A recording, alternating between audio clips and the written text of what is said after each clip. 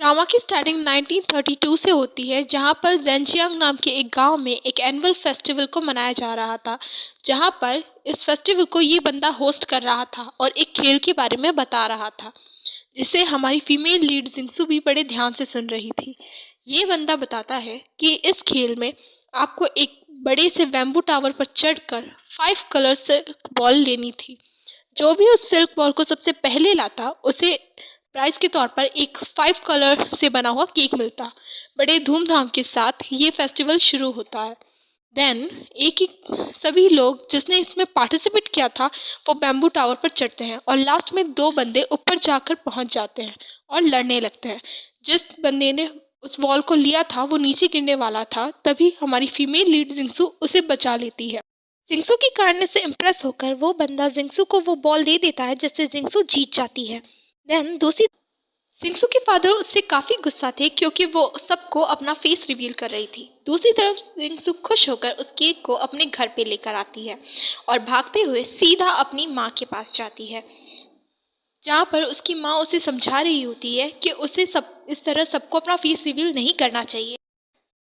इसी बीच जिंगसू अपनी माँ से अपनी बहन और आंट के बारे में पूछती है। बाहर दरवाजे से जिंगसू के फादर भी ये सब सुन रहे होते हैं। जिंगसू की मॉम कहती है कि उन्हें यहाँ से गए हुए 14 साल हो गए हैं, लेकिन अभी तक उनका कुछ पता नहीं है। जिंगसू के फादर यही बात सुनकर अंदर आ जाते हैं, जिन्हें देखकर जिंगसू शॉक हो जाती है।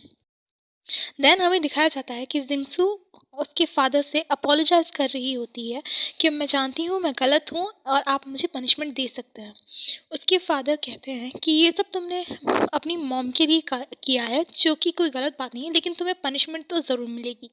तुम्हें आज रात जाकर लोटस लीव्स इकट्ठी करनी होगी। जिसे सुनकर जिंगसू खुश होकर अपने फादर को गले लगा लेती है।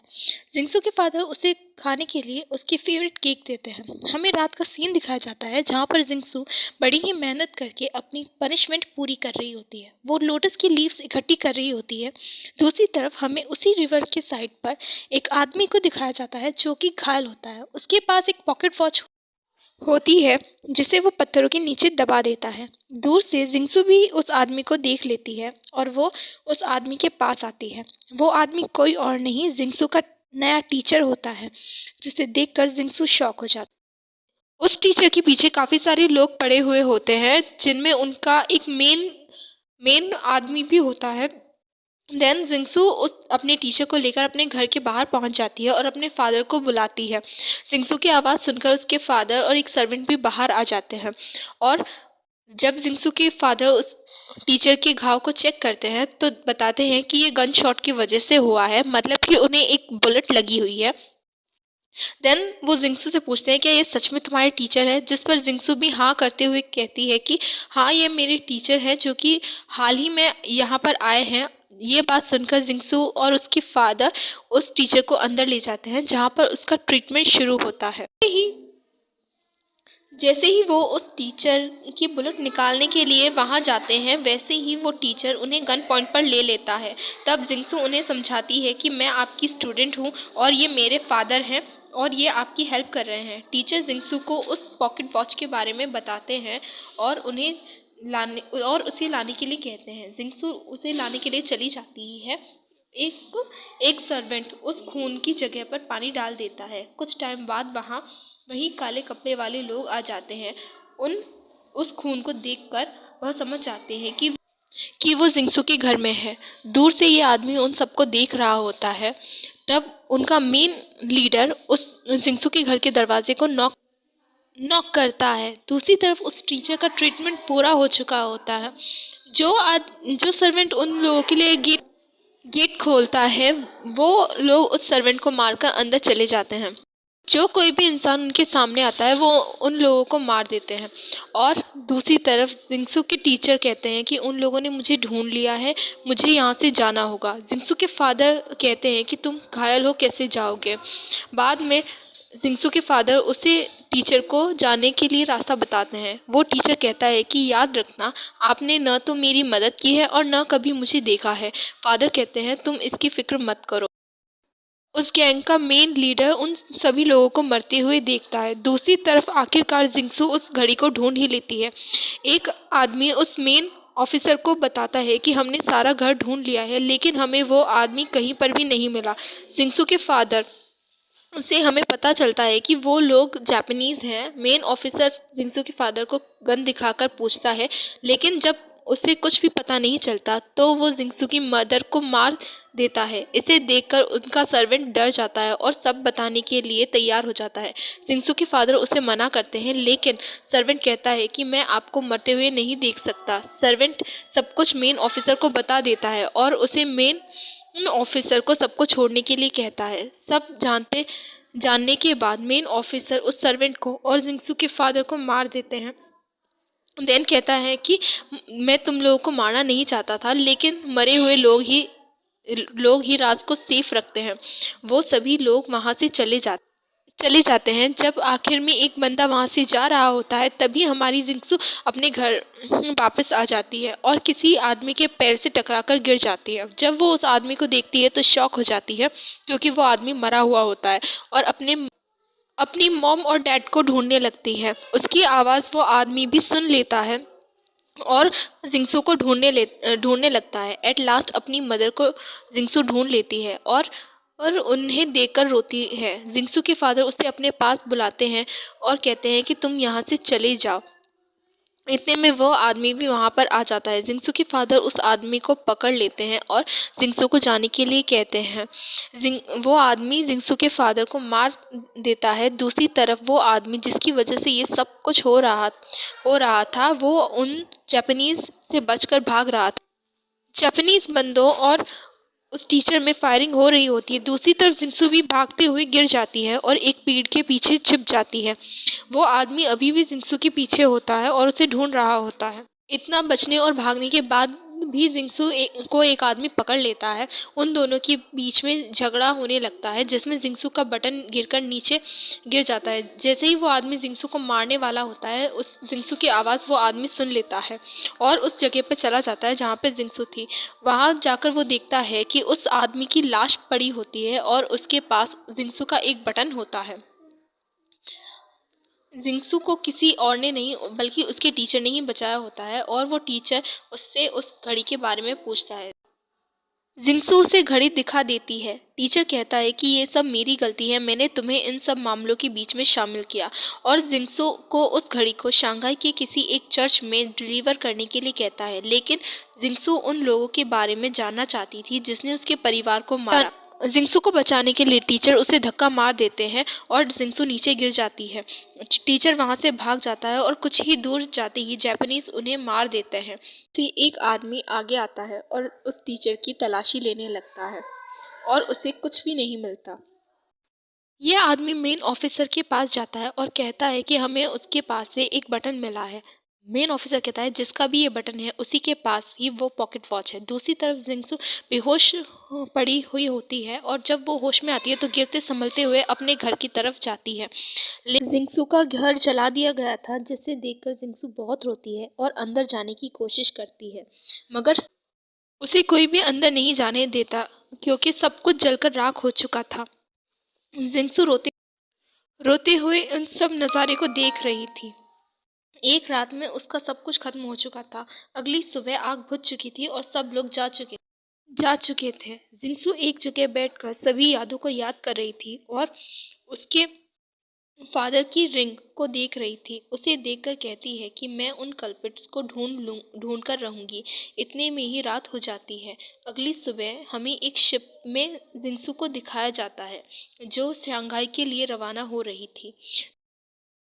दूसरी तरफ हमें एक आदमी को दिखाया जाता है जिसके हाथ में कुछ मेडिसिन के पैकेट्स होते हैं और ये कोई और नहीं हमारे इस ड्रामा का मेन लीड होता है। इसका नाम हमें अभी नहीं बताया गया है लेकिन मैं इसे कोल्ड हार्टेड ही कहूँगी। लेकिन हमारे कोल्ड हार्टेड को मारने के लिए कुछ लोग आए हुए होते हैं और ये बात हमारे उस कोल्ड हार्टेड पर्सनालिटी को पता होती है और वो उन लोगों को अच्छे से मार कर उनकी बुरी हालत करके उन मेडिसिन के पैकेट को लेकर उसी शिप में चला जाता है जिस शिप में जिंगसू थी। वो भी शंघाई के लिए ही जाता है। उसके पीछे कुछ लोग होते हैं और मेन लीड के घाव को देखकर हमारी जिंगसू सब कुछ समझ जाती है कि वो लोग इस कोल्ड हार्टेड पर्सनालिटी के पीछे पड़े हुए हैं और वो चली जाती है उसकी हेल्प करने के लिए। लेकिन हमारा रूट कोल्ड हार्टेड उसे साफ साफ भाषा में मना कर देता है कि मुझे किसी भी तरह की मदद की कोई ज़रूरत नहीं है। लेकिन हमारी फीमेल लीड कहाँ मानने वाली थी, वो कहती है चलो मेरे साथ, मैं तुम्हारी हेल्प करती हूँ। जिंगसू उस कोल्ड हार्टेड को एक जगह ले जाकर बात करने लगती है। तभी जिंगसू को एक किसी से धक्का लगता है और वो कोल्ड हार्टेड पर्सनालिटी को एक्सीडेंटली हक कर लेती है और कोल्ड हार्टेड उसे किस कर लेता है। जिंगसू उसे थप्पड़ मारने ही वाली होती है लेकिन वो उसका हाथ रोक कर उसे ही बुरा भला सुनाकर वहां से चला जाता है। जिंगसू उसके पास गुस्से में आती है और उससे अपोलोजाइज करने के लिए कहती है, लेकिन हमारा कोल्ड हार्टेड पर्सनालिटी तो हमारी जिंगसू को ही गेट लॉस्ट कह देता है। उतने में ही उन दोनों पर कोई एक बंदा पीछे से वार करता है जिसे हमारा कोल्ड हार्टेड पर्सनालिटी बचा लेता है। डर की वजह से उसे दोबारा हक कर लेती है जिसे देखकर हमारा कोल्ड हार्टेड पर्सनालिटी लाइक कहाँ फंस गया मैं। कोल्ड हार्टेड पर्सनालिटी उस आदमी को उसी के ग्रुप के पास फेंक देता है। उस ग्रुप में से एक आदमी के आगे आके कहता है कि ये प्रूफ कर दिया कि तुम्हें लोग सेकंड मास्टर जोजेंग क्यों कहते हैं। फाइनली हमें पता चल गया कि हमारे मेन लीड का नाम जोजैन है।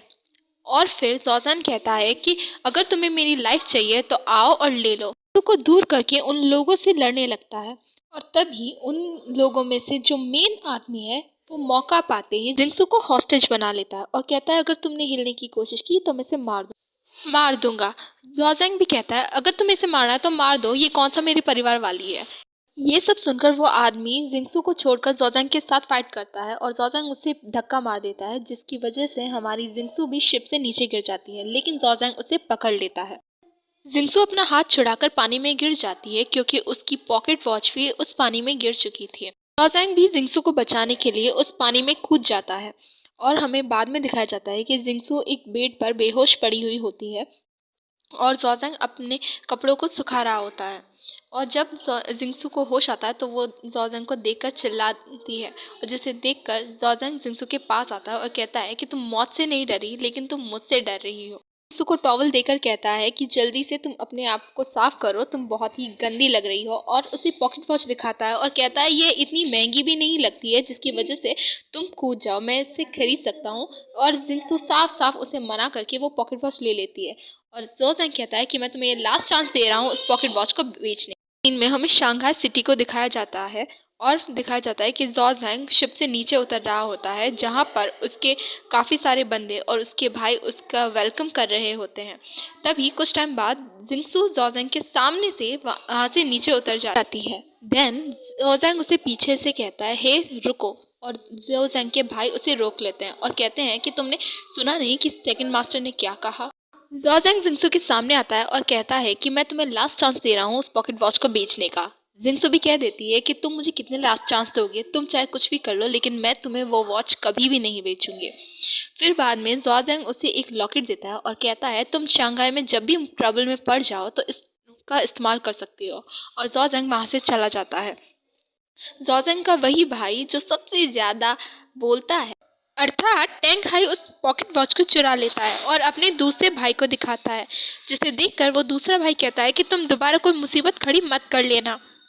अपने जोजेंग वहाँ से अपने मास्टर के घर जा रहा होता है तभी उसका एक भाई उससे पूछता है कि उस मेडिसिन का क्या हुआ, जिसे सुनकर जोजेंग को याद आता है कि जिंगसू को बचाने के चक्कर में वो मेडिसिन खो गई। वो अपने भाई को भी बता देता है कि मैंने वो मेडिसिन खो दी है। तब उसका भाई कहता है कि मिस्टर फैंग को ये समझाना बहुत ही ज़्यादा मुश्किल होगा। और फिर हमें दिखाया जाता है कि जोजेंग अपने मास्टर के घर पहुंच जाता है। एक तरफ हमें जिंगसू को दिखाया जाता है जो कि एक सड़क पे खड़ी रहती है। उसके पास एक रिक्शा वाला आता है और वो कहता है आप मिस आपको कहाँ जाना है। जिंगसू उस चर्च का एड्रेस बता देती है तो वो रिक्शे वाला उसका सामान उस अपने रिक्शे में डालता है और कहता है कि मैं उसे अच्छे से जानता हूँ और मैं आपको पहुँचा दूंगा। दूसरी तरफ जोजेंग अपने मास्टर के पास आता है। मिस्टर फैंग जोजेंग के मास्टर को कॉन्ग्रेचुलेट कहते हैं कि आप जल्दी ठीक हो जाएंगे, लेकिन जोजेंग बता मैं आपका दिया हुआ काम पूरा नहीं कर पाया और आप मुझे जो सज़ा देंगे मैं उसे मंजूर कर लूँगा, आपको जो सज़ा देनी है आप दे सकते हैं। जोजेंग का मास्टर कहता है कि तुम किस सज़ा की बात कर रहे हो। जोजेंग कहता है कि मैं आपको उससे भी अच्छी और इफेक्टिव दवाई ढूंढ कर ला दूंगा। मिस्टर फैंग उस पर चिढ़ते हुए कहते हैं कि सुनने में कितना अच्छा लग रहा है लेकिन सब जानते हैं दवाई कितनी इफेक्टिव थी। अगर तुम दवाई देना ही चाहते हो तो तुम अपना थोड़ा फ्लश दे दो। ये सुनते ही जोसेंग अपना फ्लश काटने ही वाला होता है, तब उसके मास्टर उसे रोकते हैं और कहते हैं कि तुम मुझ जैसे इंसान के लिए जो इतना बूढ़ा हो चुका है अपनी कुर्बानी मत दो। जोसेंग ये सब सुनकर बाहर आ जाता है और ये सब हाल अपने भाई को बताता है। उसके भाई उसे पार्टी में चलने के लिए कहते हैं और कहते हैं कि आपको 2 साल हो गए उस वहाँ जाए हुए। दूसरी तरफ जिंक्सो उस पॉकेट वॉच को ढूंढ रही होती है जो उसके पास नहीं होती और उसे याद आता है कि जोसेंग ने इसे लेने के लिए काफ़ी क्या कहा था और उसे लगता है कि जोसेंग ने वो चुरा ली है। तो उस रिक्शे वाले को रिक्शा रोकने के लिए कहती है, लेकिन वो किसी दूर सुनसान सी जगह पर वो रिक्शा रोक देता है। जिंसू सब कुछ देखकर हेल्प के लिए चिल्लाती है और डर जाती है। तभी एक आदमी उससे कहता है कि तो यहाँ पर दूर दूर तक तुम्हें कोई नहीं सुनेगा और तुम देखने में भी अच्छी लग रही हो। तो दूसरा आदमी उससे कहता है इस बात सिर्फ पैसे की हुई थी, तुम इस लड़की को कुछ नहीं करोगे। तो जिंसू अपना सामान लेकर भागने वाली होती है, लेकिन वो इंसान उससे वो सामान छीन लेता है जिससे सूटकेस नीचे गिर जाता है और उसमें जोसेंग का पैंडल देखकर वो डर जाता है और कहता है क्या तुम जोसेंग को जानती हो। जिस पे जिंक्सू सोचती है कि ये ज़रूर इस जोसेंग से बहुत डरता है और अटेंड करती है कि जैसे वो जोसेंग को जानती है और कहती है मैं उसे बता दूं कि तुम लोगों ने मुझे bully किया था। ये बात सुनकर वो दोनों काफ़ी डर जाते हैं और उससे मनाने की कोशिश करते हैं। वो कहती है कि मैं तुम्हें माफ़ कर दूंगी, लेकिन तुम्हें मेरा काम करना होगा। ये सुनकर वो दोनों कहते हैं कि मैं आपका एक नहीं 1000 काम करने के लिए तैयार है, बस मैं यहाँ से जाने दीजिए। तब जिंक्सू पूछती है कि जोसेंग अभी हमें कहाँ मिलेगा। वो दोनों कहते हैं क्या, क्योंकि जिंक्सू को पता नहीं रहता कि जोसेंग रहता कहाँ है। फिर हमें जोसेंग का घर नियांग रेजिडेंस दिखाया जाता है, जहाँ पर जोसेंग पार्टी के लिए तैयार हो रहा होता है। तब उसका भाई टैंग हाई कहता है कि सर वो लड़की कौन थी जो आपके साथ शिप से नीचे उतरी थी, जिसे आपने अपना नेकलेस तक दे दिया जिसे आप किसी को नहीं देते हो। जब जोसेंग उसे गुस्से से देखता है तो तब टैंग हाई चुप रहने में ही अपनी समझदारी समझता है और एकदम चुप हो जाता है और फिर बाद में कुछ भी नहीं बोलता। हमें बाद में दिखाया जाता है कि जिंक्सू बड़ी मेहनत के बाद जोसेंग के घर पहुंच ही जाती है और फिर वो देखती है कि जोसेंग पार्टी के लिए निकल चुका होता है और फिर वो उस रिक्शा वाले से कहती है कि जल्दी से उस कार का पीछा करो जिसमें जोसेंग है। हमें यहाँ पे पार्टी का सीन दिखाया जाता है जहाँ पर मिस्टर जैंग होते हैं जो कि शंघाई के बहुत ही पॉपुलर इंसान होते हैं। जितना भी शंघाई के अंदर बिजनेस होता है वो सब यही हैंडल करते हैं और जोसेंग भी इन्हों के अंडर ही करता है और इन्होंने ही ये पार्टी ऑर्गेनाइज की होती है क्योंकि इन्हों का छोटा भाई 2 साल बाद फ्रांस से अपनी पढ़ाई पूरी करके शंघाई लौटा होता है। जोसेंग भी उस पार्टी में पहुंच जाता है। जोसेंग के पीछे पीछे जिंक्सू भी उस पार्टी में आ जाती है, लेकिन जिंक्सू के आने से पहले ही जोसेंग अंदर चला जाता है और जिंक्सू अंदर नहीं जा पाती क्योंकि उसके पास कोई भी इनविटेशन कार्ड नहीं था और गार्ड उसे बाहर ही रोक लेते हैं। पार्टी के अंदर कुछ लोग मिस्टर जैंग की तारीफ़ें कर रहे होते हैं क्योंकि उनकी वजह से ही उन लोगों का बिजनेस अच्छे से चल रहा होता है। तभी हमें दिखाया जाता है कि मिस्टर जैंग को एक आदमी इन्फॉर्म करता है कि सेकंड मास्टर यहाँ पहुँच चुके हैं। जिस भाई की वजह से मिस्टर जैंग ने पार्टी रखी होती है वो डांसर्स के साथ मस्त फ्लर्ट कर रहा होता है और कह रहा होता है कि फ्रांस बेकार है, वहाँ पे कुछ भी नहीं है, तुम्हें बहुत मिस किया मैंने। दूसरी तरफ मिस्टर जैंग जोसेंग से कहते हैं कि मैंने सुना है कि तुम्हारे ऊपर किसी ने हमला करने की कोशिश की है, तुम्हें थोड़ा ध्यान रखना चाहिए। जोसेंग कहता है कि शंघाई में किसकी हिम्मत है जो मुझे मार सके। फिर मिस्टर जैंग कहते हैं लेकिन मेरी तो फर्स्ट पॉलिसी यही है कि अपनी सेफ्टी फर्स्ट रखो। दूसरी तरफ जिंक्सू बार बार अंदर जाने की कोशिश करती है लेकिन नाकाम हो जाती है। वो कहती है कि मैं सच में जोसेंग को जानती हूँ और मेरे पास एविडेंस भी है, लेकिन गार्ड उसे धक्का मार देते हैं और वो यंग मास्टर के ऊपर गिर जाती है। यंग मास्टर उन गार्ड से कहते हैं कि कोई भी लेडीज के साथ ऐसा बिहेवियर कैसे कर सकता है। तब गार्ड उससे पूछते हैं कि तुम कौन हो, क्योंकि वो 2 साल बाद शंघाई आया होता है और कोई भी उसे नहीं जानता, इसीलिए वो भी नहीं पहचान पाते कि इसी के लिए पार्टी रखी गई है। फिर यंग मास्टर कहते हैं कि ये मेरी फ्रेंड है और इसे जाने दो, लेकिन गार्ड साफ साफ मना कर देते हैं। फिर यंग मास्टर उनसे फाइट करने जाता है तो जिंक्सू उसे रोक यंग मास्टर कहता है कि मैं तुम्हें किसी भी कीमत में अंदर लेकर जाऊंगा। दूसरी तरफ जोसेंग कहता है कि यंग डॉग कहाँ है, यानी यंग मास्टर कहाँ है।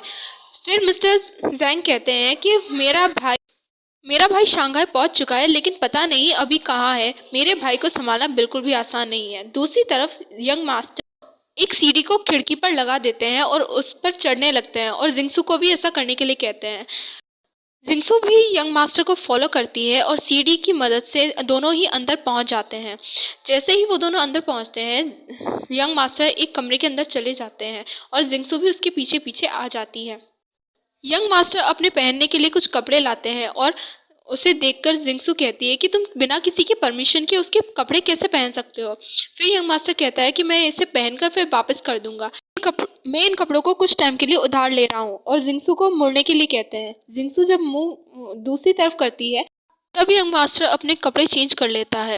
जब यंग मास्टर जिंगसू को देखता है तो वो बहुत ही नॉर्मल आउटफिट में थी और फिर वो जिंगसू के लिए भी एक ड्रेस लेके आता है और उसे पहनने में मदद करता है। फिर हमें दिखाया जाता है कि जिंगसू पार्टी के अंदर आती है और वहाँ पर जोजोंग को ढूंढने लगती है। तभी वो एक लड़की से टकरा जाती है और जब वो सॉरी कहकर जा रही होती है तभी वो लड़की उसके बीच में पैर अड़ा देती है, जिससे जिंगसू सीधा जोजोंग के ऊपर गिर जाती है और यहीं पर एपिसोड फर्स्ट खत्म हो जाता है।